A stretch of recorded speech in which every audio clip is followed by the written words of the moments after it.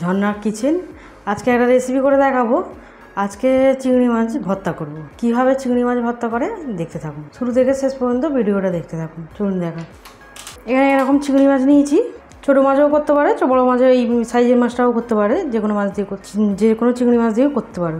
আচ্ছা, এইটাকে আমি এখন বেছে ধুয়ে পরিষ্কার করে নেবো। এখানে ধুয়ে পরিষ্কার করে নিয়ে আমি এখানে সিদ্ধ করে নিয়েছি, শুধু অল্প নুন দিয়ে সিদ্ধ করেছি, তার সাথে দিয়েছি রসুন।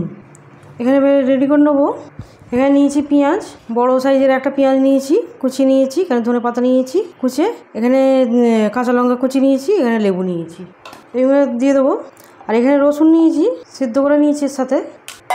আর এটা খেতে খুবই ভালো লাগে, এই ভর্তাটা গরম রাইসের সাথেও খেতে পারবে, আর রুটির সাথেও খুব ভালো লাগে খেতে, বেশ ভালো লাগে। এবারে এটাকে হাত দিয়ে চটকে নেবো, রসুনটাকেও চটকে নেবো, হাত দিয়ে চটকে নিতে হবে। এবারে চিংড়িগুলিকেও হাত দিয়ে চটকে নেবো। এবার চিংড়ি মাছটাকে করে নিয়েছি, এবার এখানে সব দিয়ে দেবো। পেঁয়াজটাকেও দিয়ে দেবো, একটু হাত দিয়ে এরকম করে দেবো, ধনে পাতাটাও দিয়ে দেবো, এখানে কাঁচা লঙ্কাটাও দিয়ে দেবো, লেবু দেবো। এখানে সরষে তেল নিয়েছি, সরষে তেল দেবো ছোটো চামচে, 1 চামচে তেল, সরষে তেল। সিদ্ধর সময় একটুখানি নুন দিয়েছি, এখন একটু দেবো, অল্প করে নুন দিয়ে দিলাম। ভালো করে সব মিশিয়ে নেবো।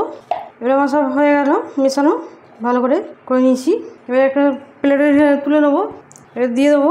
দেখতে কত সুন্দর হয়েছে, আর খেতেও দারুণ লাগে। এরকমভাবে বানিয়ে খাবেন, খেতে খুবই ভালো লাগে, অবশ্যই ট্রাই করবেন।